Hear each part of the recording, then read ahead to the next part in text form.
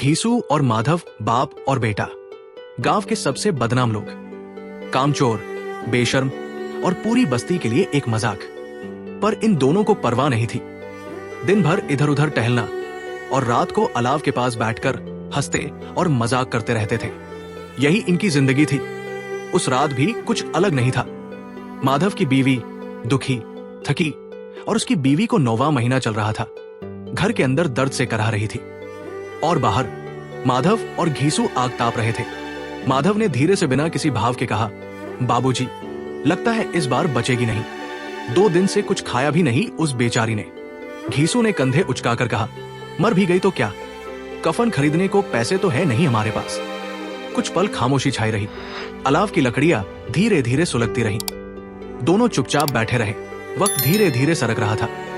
घर के भीतर से कभी कभी एक थकी हुई कराह सुनाई देती थी, कमजोर, टूटी हुई, जैसी किसी ने इतनी तकलीफ झेली हो कि अब आवाज देना भी छोड़ दिया हो। माधव चुपचाप आग में लकड़ी उलट रहा था। घीसू अपनी धोती को घुटनों तक खींचे निर्विकार बैठा था, मानो जैसे कुछ हो ही नहीं रहा। तभी एक बहुत जोर की चीख घर के अंदर से आई और फिर एकदम सन्नाटा। कराह रुक गई। अंदर से अब कोई हलचल नहीं थी।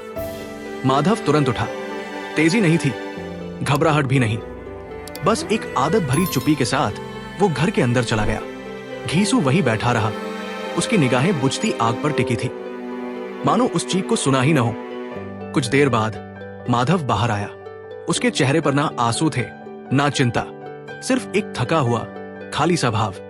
और वो कहता है, गई बाबूजी। सुबह होते ही दोनों बेचैन हो उठे। अब लाश घर में है तो कुछ तो करना होगा। घीसू बोला, गांव वालों से मदद मांगते हैं, कहेंगे बहुत गरीब है, कफन के लिए पैसे नहीं है। लोगों ने सुना तो अफसोस जताया, बेचारी मरी तो बिना कफन के जा रही है। पैसे इकट्ठा हुए, 5 रुपए 8 आने। किसी ने 2 दिए, किसी ने 1। घीसू और माधव पैसे लेकर निकले, पर कफन की दुकान तक नहीं पहुंचे। रास्ते में घीसू ठहर गया। उसने देखा सामने मिठाई और शराब की दुकानें। कहने लगा, कफन तो जलेगा बेटे, मगर पूड़ी और दारू पेट में जाएगी। माधव मुस्कुराया और बोला, और बहू को इससे ज्यादा क्या चाहिए, हम खुश हैं। यही उसकी आत्मा की शांति है। दोपहर तक दोनों मस्त हो गए थे। माधव बोल रहा था, बहू आज स्वर्ग में होगी बाबूजी। कहेगी, क्या पति और ससुर है मेरे। क्या शानदार विदाई दी। रास्ते में कई लोग देख रहे थे इन 2 मर्दों को जो कफन के पैसे से दारू पीकर हंसते हुए लौट रहे थे। पर किसी ने कुछ नहीं कहा, क्योंकि गांव ने जान लिया था इनके लिए दुख भी अब सिर्फ एक भूख की तरह था, जिसे किसी भी चीज से भरा जा सकता था। वो औरत जिसने बच्चा पैदा करने की कोशिश में जान दे दी, उसे न तो कफन मिला न इंसानियत, लेकिन उसके पति और ससुर ने पेट भर खाना खाया, शराब पी और अपने किए के लिए बहाने भी बना लिए।